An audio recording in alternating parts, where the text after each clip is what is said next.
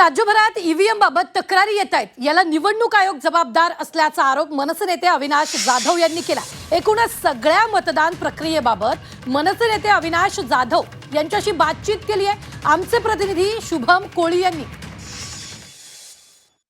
माझ्यासोबत मनसे नेते अविनाश जाधव या ठिकाणी आहेत। दादा, पाहिलं तर ठाण्यामध्येच नव्हे तर संपूर्ण ईव्हीएमचा जो काही बंद पडण्याचा प्रकार असेल किंवा अनेक असे प्रकार उघडकीस येत आहेत, समोर येतात। मी वारंवार याविषयी आवाज उठवला तरी देखील प्रशासन जैसे तेच वाटतंय का?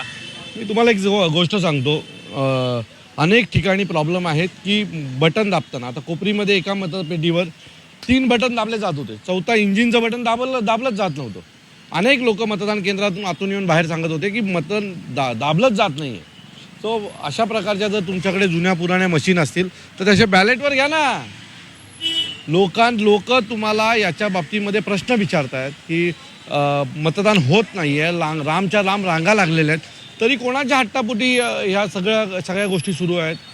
आज मतदानाचा टक्का एवढा कमी होण्याच्या मागचं कारण ईव्हीएम मशीन आहेत, कारण अनेक घाणेरड्या वाईट मशीन आहेत ज्या ऑपरेट होत नाही आहेत, बटन दाबले जात नाही आहेत, कुठे बीप होत नाही आहे, अशा अनेक तक्रारी लोकांकडून येतात। एका ठिकाणी तर सकाळी करंट पास होत होता। हे सगळं पाहता मला असं वाटतं की या सगळ्याला दोषी ही निवडणूक आयोग आहे। अधिकाऱ्यांनी देखील वॉर रूममध्ये या मशीनची जी आहे ती वारंवार तपासणी केली होती, आयुक्तांनी देखील अशी पाहणी केली होती, तरी देखील काय वाटतं? 5 लोक घेऊन तुम्ही पाहणी करता, 5 मतं दाखवून पाहणी करता। ज्या वेळेला 800-900 लोक एका मतपेटीवर काम करतात ना, त्यावेळेला ते कळलं पाहिजे की योग्य आहे की नाही आहे। म्हणजे चुकीच्या पद्धतीच्या मतपेट्या आहेत, जुन्या मतपेट्या आहेत आणि त्यामुळे त्याच्यामध्ये कुठल्याही प्रकारचं अशा प्रकारच्या अडचणी येतात। पाहिलं तर 100 मीटरच्या हद्दीमध्ये कोणताही पक्षाचं चिन्ह असेल, बॅनर असेल ते लावण्यास सक्त मनाई होती, परंतु अजून देखील वागळ्यामध्ये दिसून येत। त्याच्या बाबतीमध्ये मी निवडणूक आयोगाकडे तक्रार केलेली आहे, डीसीपींकडे केलेली आहे, त्याच्यानंतर वाघमारे साहेबांकडे केलेली आहे। आरोनचा मला आता कॉल आला होता की आम्ही गुन्हा नोंदवतोय, तर ज्या गोष्टी आहेत त्या सगळ्या झालेल्या आहेत। गुन्हा नोंदवण्याचं काम सुरू केलेलं आहे आता। पाहिलं तर जे बोगस मतदार असतील किंवा जे दुबार नाव आहेत त्यांना पकडण्यासाठी कुठेतरी शिवसेनेने भगवा स्क्वॉड जो आहे तो निर्माण केलेला आहे। कसं पाहताय भगवा स्क्वॉडकडे? आम्ही कसं पाहतो, आम्ही असं डोळ्याने बघतो। काय वाटतं, योग्यरित्या काम करतील का ते? त्यांना काय करायचं ते करू दे, आम्ही आमचं काम करतोय। आज ह्या वेळेला एवढी हिंमत नाही आहे की अजून कुठेही अशी ठाण्यामध्ये एखादी केस आलेली नाही आहे की बोगस वोटिंग होतंय, आणि तसं झालं तर आमच्या हातातनं सुटणार नाही। परंतु ठाण्यामधील आपण पाहिलं तर काजूवाडी जो परिसर आहे त्या ठिकाणी सकाळी एक व्यक्ती जो होता मतदानाला गेला होता, वोटिंग करून गेलेला आहे। आम्ही निवडणूक आयोगाला सांगितलं त्या CCTV फुटेज चेक करून घ्या।